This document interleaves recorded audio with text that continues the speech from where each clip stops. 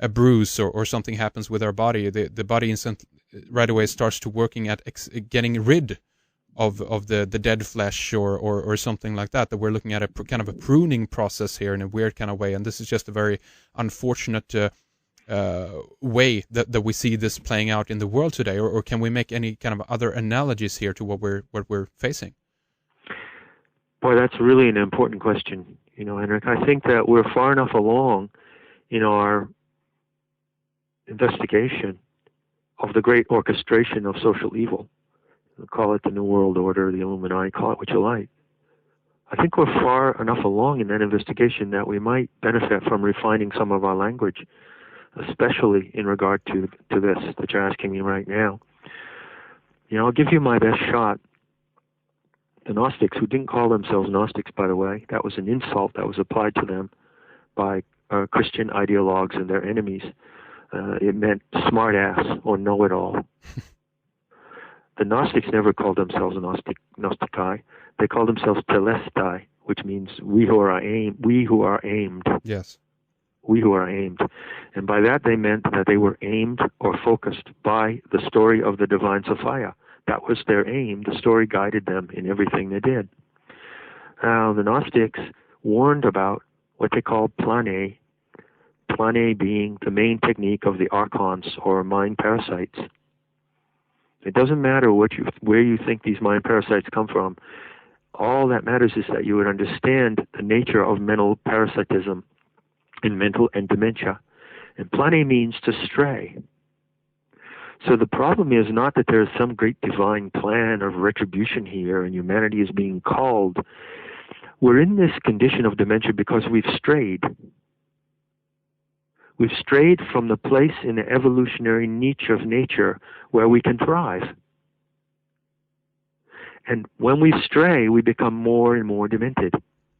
The pagan simply means a person of the country. Paganus is a Latin word. It means country peasant, country dweller. Mm-hmm. Yeah. Pagans were not Satanists. They did not sacrifice babies or practice human sacrifice. Pagans did not practice human sacrifice. This is a very serious piece of disinformation. I'm not saying that instances of human sacrifice didn't occur in the ancient world. They've always occurred. The pagans were the people who had not strayed. They did not stray.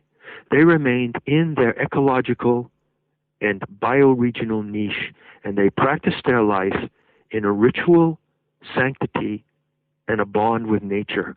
As soon as we stray from that bond and that ritual observation of our life in nature, we become demented. And we are now reaching the extreme limit of that dimension. But there's no grand plan about it. Not that I see. I think that's part of the psychotic mentality of the perpetrators. They wanted to make us think that there's some kind of a plan, and we're not in on it, right? Exactly. Yeah, it's about. Well, don't go for it. Exactly, it's about setting yourself outside of that and becoming more of an observer of it, and obviously again then instigate the change that we personally, individually as well, want to see in the world, and don't get involved in that battle, because this will feed more into it, right? We need to inform ourselves of any kind of treachery or deception that is happening in the social order. Obviously, that's a responsibility of any social person in whatever society you live in, Sweden, Spanish, Indonesian. But the change can only come one person at a time. And it only comes from the inside of each person who reconnects and realigns to the earth. Because the earth is our mother source, and it is the source of our intelligence, and all of the healing and vision that we need is in our connection to the earth. And that is precisely what the globalist perpetrators don't have. They don't have that. And what you've been talking about here, John, is basically the story then that outline this process and how in one way we can read about the myths, in terms of this story, and hence get a better idea of what the experience is that you mentioned, that you talked about before. And sure, I wanted to say in closing this session that the myth that I'm, obviously strongly hyping, the myth of the Devine Sophia. It's not John Lash's creation, okay? Please be reassured folks I didn't invent this myth. I just restored it from the existing fragments. But even more important, consider that this myth is not a totalitarian story that's imposed on you. It's a vision story that inspires and nurtures your own divine understanding, like no other story you will ever find.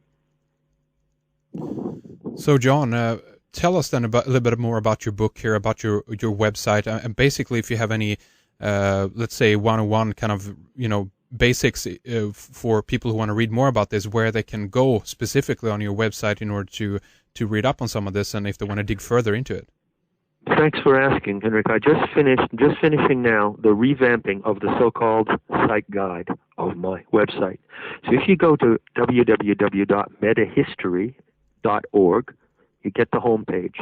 In the left-hand column, under the face of Kali, you'll see it says Site Guide.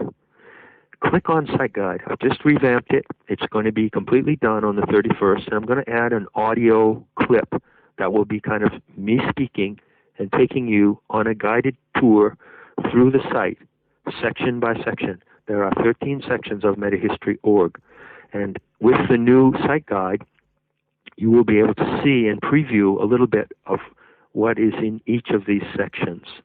And I hope that it will be much more user-friendly than it has been before, because people have been complained about getting lost in metahistory because it's the equivalent of, 10 or 12 books. It's very big, yeah. Yeah, but basically it consists of two parts. One is things to help people criticize and analyze belief systems, especially beliefs about the Messiah and superhuman powers and cosmic plans and things of that sort. And secondly, it contains the Gaia Sophia material, which is the orientation toward our connection, each individual's intimate connection with the divinity of the earth. And that's what the site is about in its totality. Very good. So please go there and just take your time to sit down. I'm going to put the audio clip on as soon as I can. Listen to me, and I'll walk you through metahistory.org, and then you can pick and choose whatever material in the site is relevant to you, which you want to dig into at this particular moment. Very good. And do you have links as well to your book up on the website, John, or do you recommend people go to Amazon for that? Yeah, there's a link to Not in His Image on the website, and you can just find it on Amazon. There's some interesting reviews on Amazon as well. Okay, very good, John. Again, the website here then, metahistory.org. We will have this linked up on redicecreations.com, so you can click through easily from there. The book is called Not in His Image, and here in the next segment here for our members, we're going to further discuss a little bit about the basically that the time is of essence here as well. This is connected with the planetary shift and that something new is on the way in. I'm going to ask John to elaborate further what his interpretation of 2012 is and much more. So I hope that you stay with us here. And same to you, John. Thank you here for the first segment. Stay with us, and we'll be back with more then after this break. That's our first hour with John Lash, and we are in for an interesting discussion in hour 2 for Red Eyes members. With the first hour as a foundation, we continue to talk about the insertion of the idea of the Antichrist figure into Christianity and what function this might carry on a bigger scale. John posed the question of why the Gnostics, or the disciples then of the Myth of Sophia, didn't do anything to protect themselves from the persecution and extermination of knowledge. Well, maybe they did, in a way that is related to the idea of the Antichrist. We talk about the New World Order and their plans of control to bring the planet under a one-world currency, a one-world government, and a one-world religion. We talk more about the one-world religion and the presentation of a Messiah figure, potentially in 2012, and who it might be, or at least what it might be coming from. We talk about 2012, why this date, if there's nothing to the planetary alignment of the ending of the Mayan calendar around this time. We talk about Melchizedek, the Bahai Faith, and how the plan might unfold. This is a really interesting discussion with some of John's most recent ideas and theories about the immediate future. And at the end, we also talk about the true name of Gaia, and for those who are curious, how you'll go about calling out the true name of Gaia. This is connected with the Planetary Tantra section on metahistory.org. So do not miss this second hour with John Lash.